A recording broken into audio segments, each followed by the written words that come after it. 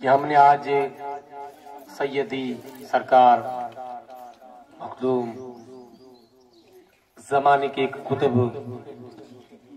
सैयद दावन साले रहमा, जो हमने मजलूब को देखा,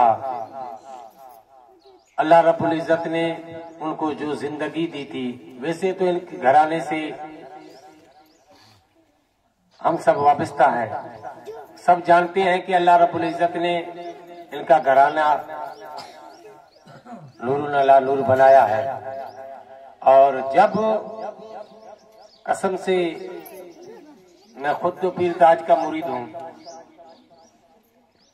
और जब इनसे मेरा रिश्ता हुआ है, इनके पास पढ़ा, और मेरा रिश्ता नहीं, मेरे आबा व अजदाद का रिश्ता था।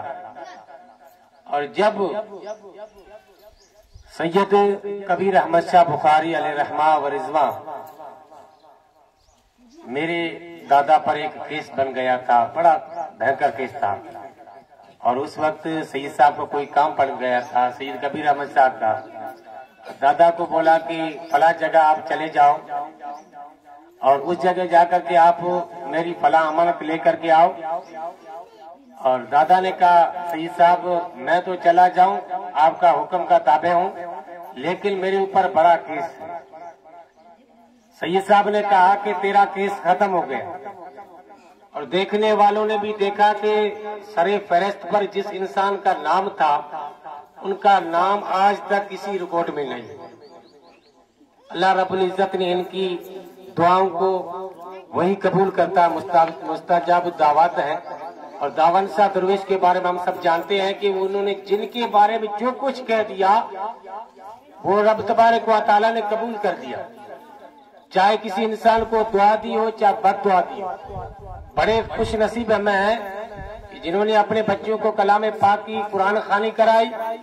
मैं मुबारकबाद पेश करना चाहता हूं मौलाना साहब को कि जिसने ये महफिल रखाई, और उस दरेश के नाम ईसाल सवाब के लिए आज मैं जब यहाँ मदरसे आया इम्तिहान लिए, अल्लाह रब्बुल इज्जत की कसम खाता हूँ कि दिल बाग बाग हो गया कि बच्चों ने अच्छे ही जवाब दिए।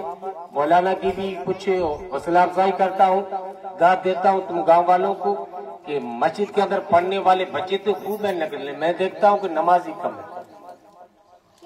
बच्चों के अंदर पढ़ने वाले खूब है, लेकिन मैं कहता हूँ कि पढ़ने के बाद अगर माँ बाप नमाजी नहीं होंगे तो बच्चों के ऊपर कंट्रोल ना होगा। कलाम पाक को पढ़ लेंगे बच्चियां, फिर कलाम पाक को भूल जाए।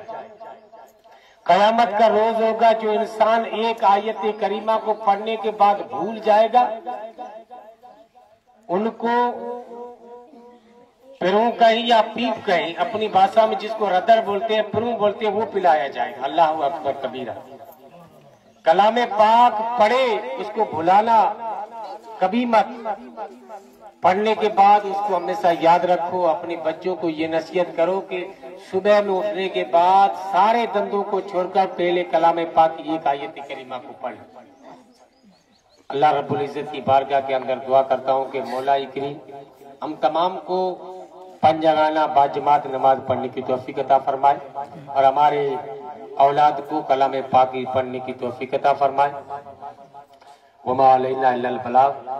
अब जो बच्चे कलाम पाक खत्म कर रहे हैं, उनसे कहूंगा कि जहां पर